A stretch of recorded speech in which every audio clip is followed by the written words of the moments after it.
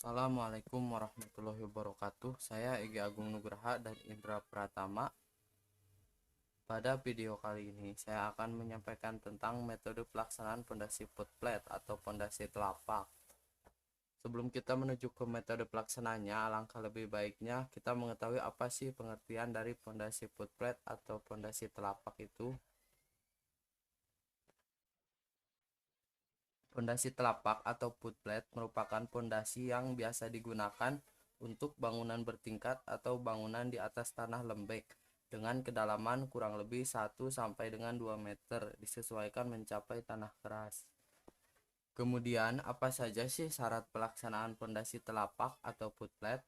Yang pertama, kedalaman harus memadai untuk menghindari pergerakan tanah lateral dari bawah pondasi untuk pondasi telapak keras berada pada kedalaman 1-2 meter.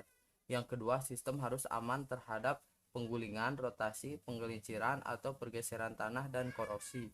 Yang ketiga, sistem harus mampu beradaptasi terhadap beberapa perubahan geometri konstruksi atau lapangan selama proses pelaksanaan. Dan yang terakhir adalah metode pelaksanaannya harus seekonomis mungkin.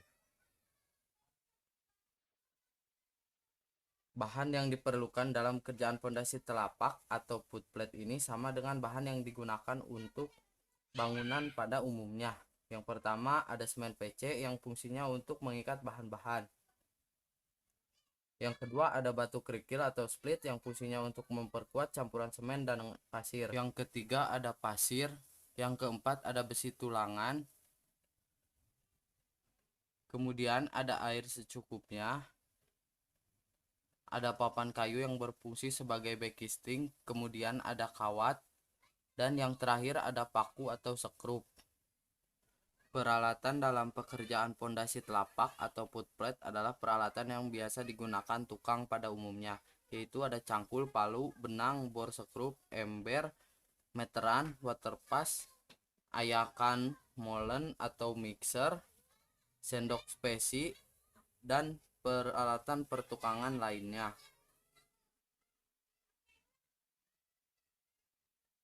Kemudian berikut adalah metode pelaksanaan pondasi telapak atau footplate. Yang pertama yaitu pekerjaan galian tanah pondasi, yang kedua penulangan pondasi, yang ketiga pekerjaan backing, dan yang terakhir adalah pekerjaan pengecoran. Berikut adalah prosedur pelaksanaan pondasi telapak atau footplate. Yang pertama adalah pekerjaan galian tanah pondasi. Penggalian tanah untuk pondasi telapak atau footplate dilakukan secara hati-hati serta harus mengetahui ukuran panjang, lebar, dan kedalaman pondasi galian tanah. Pondasi dibuat dengan perbandingan 1:5 untuk jenis tanah yang kurang baik. Dan untuk jenis tanah yang stabil dapat dibuat dengan perbandingan 1:10 atau dapat juga dibuat tegak lurus. Yang kedua adalah pekerjaan penulangan.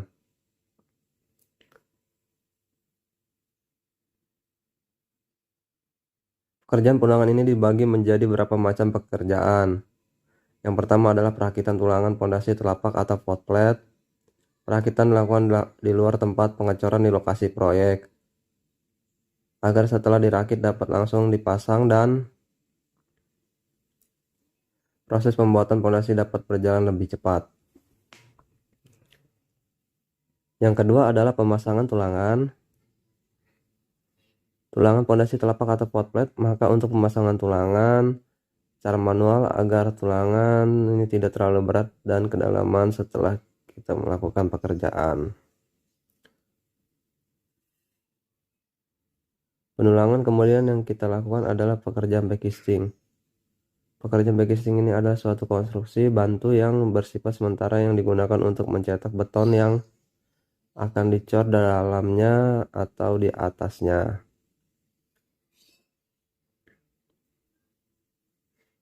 Setelah kita melakukan pekerjaan backing, lalu kita melakukan pekerjaan pengecoran. Bahan-bahan pokok dalam pembuatan beton adalah yang pertama semen, pasir atau air, yang kualitas mutu beton tergantung. Dan kualitas bahan-bahan pembuat beton, bahan-bahan harus diperiksa dahulu sebelum membuat beton dengan maksud menguji apakah syarat-syarat mutu terpenuhi. Setelah kita melakukan tahap akhir yaitu tahap pengecoran, kita lakukan tahap pemeliharaan. Pemeliharaan ini dilakukan agar beton lebih awet. Setelah melakukan pengecoran, metode yang mudah digunakan adalah curing. Dalam hal ini adalah penyiraman langsung dengan air bersih secara rutin. Setelah selesai masa pemeliharaan beton dan backcasing, maka akan melakukan pengurukan kembali dengan tanah bekas galian berapa sentimeter. Dengan tanah bekas. Berikut yang dapat saya sampaikan tentang metode pelaksanaan konstruksi pondasi dapat saya berharap